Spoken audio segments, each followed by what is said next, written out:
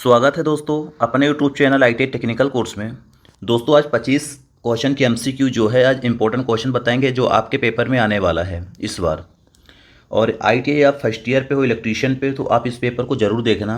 Electrician वाले लड़कों के लिए ही है क्वेश्चन पेपर। यदि आप कंपटीशन की तैयारी कर रहे हैं, आपके लिए बहुत हेल्पफुल पेपर है। इसमें सिर्फ मैं आपको 25 एमसीक्यू ही बताऊंगा जो कि इंपॉर्टेंट क्वेश्चन है अपने इलेक्ट्रीशियन थ्योरी से रिलेटेड। अब आप लोगों को मालूम भी होगा कि इस साल जो इलेक्ट्रीशियन थ्योरी का सिलेबस है 38 क्वेश्चन पूछे, यानी 76 नंबर का क्वेश्चन पेपर आ रहा है। तो आप लोगों को अभी से 76 नंबर की तैयारी करना चालू कर देना चाहिए। चलिए आते हैं फर्स्ट नंबर क्वेश्चन। आगे बढ़ने से पहले रिक्वेस्ट करूंगा कि आप लोग चैनल पर नए हो, चैनल को सब्सक्राइब कर लें ताकि किसी भी प्रकार के नोटिफिकेशन जारी हो तो आपके पास ज़रूर पहुँचे। आज के फर्स्ट नंबर क्वेश्चन की बात कर लेते हैं। आज मैं आपको सिर्फ 25 क्वेश्चन ही का सोल्यूशन करवा पाऊंगा। अगला क्वेश्चन है, निम्न में से कौन सा अच्छा चालक नहीं है। अब आप लोगों को मालूम होना चाहिए चालक क्या होता है, अचालक क्या होता है। चालक यानी जिसमें से इलेक्ट्रॉन एक स्थान से दूसरे स्थान फ्लो हो जाए उसको चालक कहते हैं। और अचालक क्या होता है, एक इलेक्ट्रॉन एक स्थान से दूसरे स्थान नहीं पहुंच पाते, उसे अचालक कहते हैं। दो टाइप के मटेरियल होते हैं, चालक अचालक, और एक तीसरा होता है अर्धचालक। अब आप लोगों को यहाँ पे अच्छा चालक नहीं है, मतलब कौन सा अच्छा चालक नहीं है। कॉपर एक चालक होता है, माइका नहीं होता, चांदी चांदी भी एक अच्छा चालक होती है, एल्युमिनियम भी एक अच्छा चालक होती है। यानी माइका इसका राइट आंसर होगा। माइका एक अच्छा चालक नहीं है। Right answer correct B number हो जाएगा, माइका। क्योंकि जो कॉपर है, कॉपर एक कंडक्टर है, चांदी भी कंडक्टर है, एल्युमिनियम भी कंडक्टर है। यानी माइका जो होता है इंसुलेटर के सामग्री पे आता है, इसलिए इसको हम लोग बोलेंगे एक अच्छा चालक नहीं है। नेक्स्ट क्वेश्चन की बात कर लेते हैं। अगला क्वेश्चन ये है, साधारण तथा समतल कार्य के लिए किस रेती का इस्तेमाल करते हैं। साधारण काम करना हो या समतल कार्य करना हो, जो हम लोग फाइल का यूज करते हैं, यानी यहाँ पे पूछा है रेती। जो रेती का आप यूज करते हो उस रेती का नाम बताना है। एक तो आप लोग रेती देखो गोलाकार होती है, राउंड जिसको बोलते हैं। एक स्क्वायर होती है, वर्गाकार होती है। एक दस्ती होती है, एक फ्लैट होती है। जो हम लोग नॉर्मल यूज करते हैं सभी कामों के लिए रेती का, उसको बोलते हैं फ्लैट रेती। फ्लैट रेती कुछ इस तरह की होती है, उसको हम लोग अक्सर अपने घरों में सभी कामों के लिए यूज करते हैं।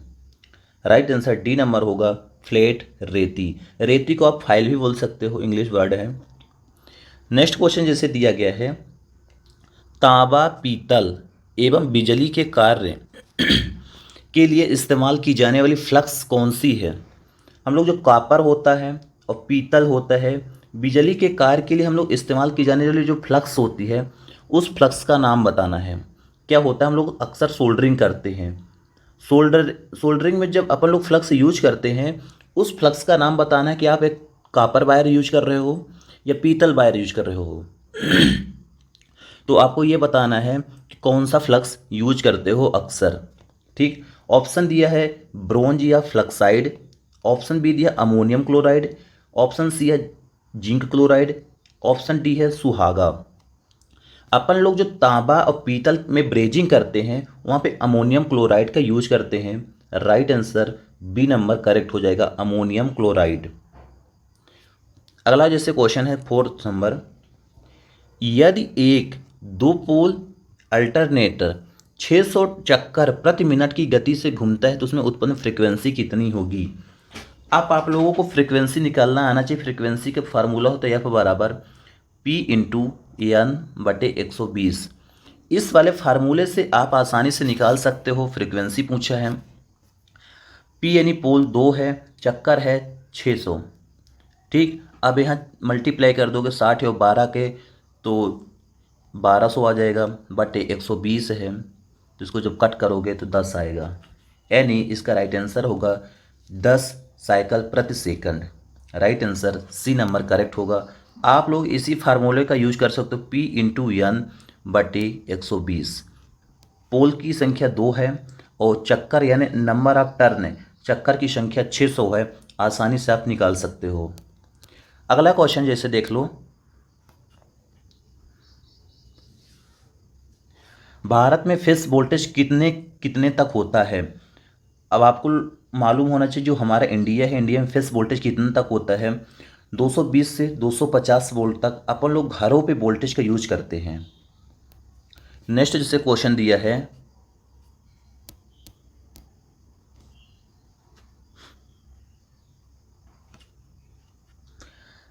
रिलक्टेंस को समाप्त करने के लिए किसका इस्तेमाल करते हैं। दोस्तों एक रिलक्टेंस होता है, रिलक्टेंस को हम लोग समाप्त करने के लिए फिल्टर लगा देते हैं, फिल्टर से छन जाता है, नहीं फिल्टर से हट जाता है हमारा रिलक्टेंस और शुद्ध सर्किट आगे फ्लो होती है। अगला क्वेश्चन जैसे देख लो, क्लास बी की तापमान की सीमा होती है। सबको मालूम होना चाहिए क्लास ए होता है, क्लास बी होती है, क्लास सी होती है। क्लास बी की तापमान टेम्परेचर पूछा है 130 डिग्री सेंटीग्रेड होती है। Right answer A number correct हो जाएगा। क्वेश्चन नंबर अगला है, आईसी कौन सा सर्किट है। सबको मालूम होना चाहिए जो आईसी अपन लोग मोबाइल पे, टीवी पे, हर जगह आईसी की यूज करते हैं, इसका नाम है इंटीग्रेटेड सर्किट। ठीक, आईसी एक इंटीग्रेटेड सर्किट है। Right answer D number correct हो जाएगा। ये सेमीकंडक्टर डिवाइस की बनाई जाती है। अगला जैसे क्वेश्चन दिया गया है, एक धातु पर दूसरी धातु चढ़ाने को क्या कहते हैं। सबको मालूम होगा कि एक जीआई की रॉड है या लोहे की रॉड है, उसमें हम लोग जस्ता जिंक की परत चढ़ाते हैं, उसको बोलते हैं इलेक्ट्रोप्लेटिंग। बाइंडिंग, सोल्डरिंग ये नहीं बोलेंगे, इसका राइट आंसर होगा ए नंबर इलेक्ट्रोप्लेटिंग। एक धातु पर दूसरे धातु की परत चढ़ाना ही इलेक्ट्रोप्लेटिंग कहलाता है। नेक्स्ट को जैसे क्वेश्चन दिया गया है, निम्न में से कौन सा अच्छा अर्धचालक है। अर्धचालक की बात किया, ना तो कंडक्टर की, ना तो सेमीकंडक्टर उसकी, अचालक की, इंसुलेटर की, यहाँ पे बात की बीच वाले की, नहीं अर्धचालक की, सेमीकंडक्टर की बात कर रहा है हम। रबर हो गया, कापर हो गया, एल्युमिनियम हो गया, जर्मन सिल्वर। ठीक, अब यहाँ पे कापर की बात कर देंगे क्योंकि अच्छा अर्धचालक है। नेक्स्ट क्वेश्चन से दिया गया है, श्रेणी सी की अग्नि है। सबको मालूम होना चाहिए क्लास सी की जो आग होती है वो होती है एलपीजी, यानी गैस में लगी आग क्लास सी के अंतर्गत आती है। अगला को जैसे क्वेश्चन दिया है, ओम के नियम के अनुसार। अब सबको मालूम होना चाहिए ओम के नियम के अनुसार आर बराबर भी बट्टे आई होता है। भी यानी वोल्टेज, आई यानी करंट, आर यानी रजिस्टेंस। करेक्ट आंसर इसका हो जाएगा सी नंबर, आर बराबर भी बट्टे आई। क्वेश्चन अगला है, सोल्डरिंग आयरन की बिट किस धातु की बनाई जाती है। सबको मालूम होना चाहिए कॉपर की यानी तांबा। जो हम लोग सोल्डरिंग यूज करते हैं, सोल्डरिंग की जो बिट होती है, नोच होती है, वो तांबा की बनाई जाती है, यानी कॉपर की बनाई जाती है। Right answer A number correct हो जाएगा। अगला क्वेश्चन जैसे दिया गया है, एक एचपी मेट्रिक में कितने वाट होते हैं। एक होता है ब्रिटिश होता है, एक होता है मेट्रिक होता है। एक खास पावर मेट्रिक में 735 वाट होता है। राइट आंसर सी नंबर होगा। मेट्रिक की बात की 735, ब्रिटिश की बात करता है 746 वाट होता है ब्रिटिश में, मेट्रिक में 735 वाट होता है। ठीक, ये क्वेश्चन बिल्कुल रट लेना सारे। अगला जैसे क्वेश्चन दिया है, एमसीबी का पूरा नाम। सबको मालूम होना चाहिए कि मिनिएचर सर्किट ब्रेकर, एमसीबी सबको यूज करते होंगे। एमसीबी का फुल फॉर्म यहाँ पर पूछा गया है, मिनिएचर सर्किट ब्रेकर होता है। नेक्स्ट क्वेश्चन है, अगला क्वेश्चन देख लो, चुंबकीय फ्लक्स का मात्रक। सबको मालूम होना चाहिए जो चुंबकीय फ्लक्स है, फ्लक्स का मात्रक वेबर होता है। ठीक, इलेक्ट्रिक चार्ज का कूलाम होता है और कैपेसिटर का फैराडे होता है, न्यूटन जूल का होता है। तो ये अपन जो वेबर की इकाई होती है, सॉरी फ्लक्स की इकाई वेबर होती है, सबको मालूम होना चाहिए। Right answer C number correct होगा। अगला क्वेश्चन दिया गया है, भारत में सप्लाई फ्रीक्वेंसी। ऑप्शन है 40, ऑप्शन बी 50, 60, 70। सबको मालूम होगी हमारे इंडिया पे जो सप्लाई की फ्रीक्वेंसी होती है 50 हर्ट्ज होती है। अगला क्वेश्चन दिया गया है, इनमें से कौन सा एक डायोड है। सबको मालूम होगा डायोड पी और एन ही होता है। ठीक, करेक्ट आंसर सी होगा, पी और एन एक हमारा डायोड है। पी टर्मिनल, एन टर्मिनल, दो डायोड ऐसे बनाए जाते हैं, एक पी भरा होता है, एक एन। इसको अपन लोग डायोड बोलते हैं। डायोड का जो सिंबल होता है कुछ इस तरह होता है, इस तरह। सारे क्वेश्चन बिल्कुल रट लो ये सारे। क्वेश्चन नंबर अगला है, यूरेका तार, सबको मालूम होगा जो यूरेका तार में जो हम लोग मटेरियल को मिक्स करके यूज करते हैं, 60% उसमें तांबा होता है, 40% निकिल होता है। यानी इसका जो राइट आंसर होगा ए नंबर होगा। हम लोग 60% तांबा और 40% निकिल का यूज करके यूरेका तार बना देते हैं, निकिल। अगला क्वेश्चन जैसे दिया गया है, यदि किसी डीसी परिपथ का प्रतिरोध 5 ओम और सप्लाई फ्रीक्वेंसी 10 वोल्ट है तो धारा का मान बताइए। आई बराबर भी बटे आर। ठीक, इस वाले फार्मूले से आप धारा यानी करंट निकाल सकते हो। भी यानी वोल्टेज दिया है 10 वोल्ट और प्रतिरोध दिया है 5, 5 दूनी 10 यानी 2 एम्पियर इसका राइट आंसर आएगा। करेक्ट आंसर डी नंबर होगा। बहुत अच्छा सवाल है। आई बराबर भी बटे आर होता है, वोल्टेज 10 वोल्ट है, रेजिस्टेंस 5 वोल्ट, 5 दूनी 10 यानी 2 एम्पियर करंट आ गया हमारा। तो इस तरीके से आप निकाल सकते हो सारे क्वेश्चन। वोल्टेज रेगुलेशन में यूज, हम लोग वोल्टेज रेगुलेशन पे जीनत डायोड का यूज करते हैं। वोल्टेज को रेगुलेट करने के लिए अक्सर जीनत डायोड का ही यूज किया जाता है। क्वेश्चन नंबर अगला है, ब्रिज दृष्टिकारी में कितने डायोड होते हैं। जो ब्रिज प्रकार का रेक्टिफायर बनाया जाता है, कुछ इस तरह के, एक डायोड यहाँ पे लगाया जाता है, एक डायोड यहाँ पे लगाया जाता है, फिर जब ऐसे बनाया जाता है और ऐसे, यानी 4 डायोड का यूज किया जाता है ब्रिज डायोड पे। ठीक, इस तरह डायोड का कनेक्शन होता है। यानी हम बताएंगे कि ब्रिज डायोड में, ब्रिज रेक्टिफायर में 4 डायोड का यूज किया जाता है।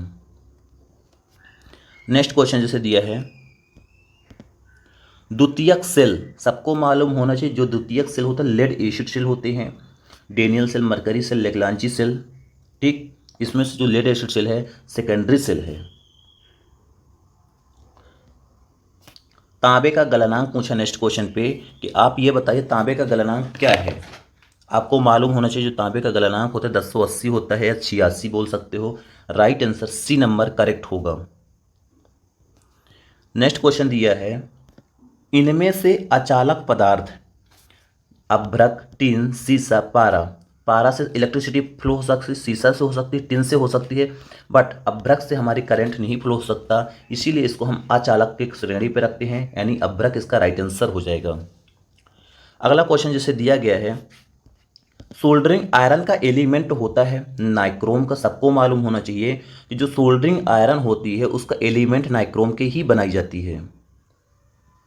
अगला जैसे क्वेश्चन दिया है, इम्पिडेंस का मात्रक, जो इम्पिडेंस होता है इम्पिडेंस का मात्रक ओम होता है। ठीक, सारे क्वेश्चन रट लो, बहुत सरल क्वेश्चन थे, सारे क्वेश्चन बहुत इंपॉर्टेंट भी हैं। इम्पिडेंस का मात्रक ओम होता है। मैक्सवेल जो होता है मैग्नेटिक फ्लक्स, कूलाम होता है इलेक्ट्रिक चार्ज, वेबर होता है मैग्नेटिक फ्लक्स ऑफ लाइन। अगला क्वेश्चन जैसे दिया गया है, बैटरी का आपेक्षिक घनत्व किससे नापा जाता है। सबको मालूम होना चाहिए जो बैटरी का आपेक्षिक घनत्व होता है हम लोग हाइड्रोमीटर के माध्यम से मेजर करते हैं। मल्टीमीटर के माध्यम से सारे इलेक्ट्रिसिटी के गुण नापते हैं, करंट, वोल्टेज, एसी, डीसी सब कुछ। इलेक्ट्रोमीटर से हम लोग दूध की शुद्धता नापते हैं। वायर गेज से हम लोग वायर की मोटाई नापते हैं। ठीक, इस तरह के क्वेश्चन सारे रट लो। क्वेश्चन नंबर अगला है, बैटरी का आपेक्षिक घनत्व किससे नापा जाता है। सबको मालूम होगा हाइड्रोमीटर के माध्यम से। अब देख लो, परमाणु के नाभिक में होते हैं, सबको मालूम होगा जो परमाणु होती है, कक्षाएं होती है, जो उसके नाभिक में होता है, प्रोटॉन होता है, न्यूट्रॉन होता है, 2 ही इलेक्ट्रॉन गति करते रहते हैं। ठीक, तो इसको राइट आंसर होगा प्रोटॉन और neutron. Right answer A number correct होगा। परमाणु के नाभिक में इलेक्ट्रॉन और प्रोटॉन, वो प्रोटॉन और न्यूट्रॉन ही होते हैं और इलेक्ट्रॉन बाहरी कक्षा पे गति करता है। अगला क्वेश्चन जैसे देख लो, ट्रांजिस्टर पे कितने पीएन संगम होते हैं। सबको मालूम होना चाहिए जो ट्रांजिस्टर होता है, ट्रांजिस्टर पे 2 पीएन संगम होते हैं। पीएनपी ये ट्रांजिस्टर है, पीएनपी, एक होता है एनपीएन। इसमें संगम की बात किया तो संगम एक ये है, एक ये है, यानी टोटल 2 संगम है यहाँ पे। राइट आंसर बी नंबर हो जाएगा। अगला क्वेश्चन ये, एससीआर में कितने पीएन संगम होते हैं। सबको मालूम होना चाहिए जो एससीआर होता है उसमें जो पीएन संगम की बात करता है वो होता है 3। 3 लेयर की होती है। जो हमारा SCR होता है PNP SCR इस टाइप के उसका डायोड बनाया जाता है, सिंबल इस तरह के। एक होता है एनोड, एक होता है कैथोड, एक होता है गेट। 1 2 3 हमारे संगम होते हैं एक SCR पे। नेक्स्ट क्वेश्चन की बात कर लेते हैं। नेक्स्ट क्वेश्चन यह दिया गया है कि DC जनरेटर का कार्य सिद्धांत। सबको मालूम होगा कि जो DC जनरेटर है उसका कार्य सिद्धांत फैराडे का विद्युत चुंबकीय प्रेरण है। यानी जो हमारा जनरेटर काम करता है फैराडे के विद्युत चुंबकीय प्रेरण के सिद्धांत पर कार्य करता है। अगला क्वेश्चन जैसे दिया गया है, ट्रांसफार्मर का कार्य सिद्धांत सबको मालूम होना चाहिए। ट्रांसफार्मर अन्योन प्रेरण के सिद्धांत पर वर्क करता है, ठीक। और जो ऑटो ट्रांसफार्मर होता है तो स्वप्रेरणा के सिद्धांत पर कार्य करता है, और जो हमारा ट्रांसफार्मर होता है अन्योन प्रेरण या म्यूचुअल इंडक्टेंस के सिद्धांत पर कार्य करता है। अब हम यहाँ पे दिया कि ट्रांसफार्मर परिवर्तित करता है शक्ति, वोल्टेज, आवृत्ति और प्रतिरोध। सबको मालूम होगा कि ट्रांसफार्मर जो परिवर्तित करता है ओनली वोल्टेज को ही परिवर्तित करता है, शक्ति यानी पावर को परिवर्तित नहीं करता, ना तो फ्रिक्वेंसी को परिवर्तित करता है सिर्फ वोल्टेज को हमारा ट्रांसफार्मर एक सर्किट से दूसरे सर्किट में परिवर्तित करता है। क्वेश्चन नंबर अगला दिया है, चुंबकीय पदार्थ के बार बार चुंबकित तथा विचुंबकित होने में से हानि। सबको मालूम होगा हिस्टैरिसीस हानि कहते हैं। क्या होता है, कोई भी मटेरियल को बार बार चुंबकित करना पड़ता है और जब डीमैग्नेटाइज करते हैं, मैग्नेटाइज और डीमैग्नेटाइज, उस टाइम पे कुछ लॉसेस होते हैं, उसको हम लोग बोलते हैं हिस्टैरिसीस लॉस, ठीक।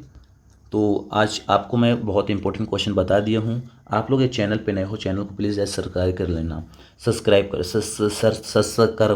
कर लेना, ठीक। Thank you.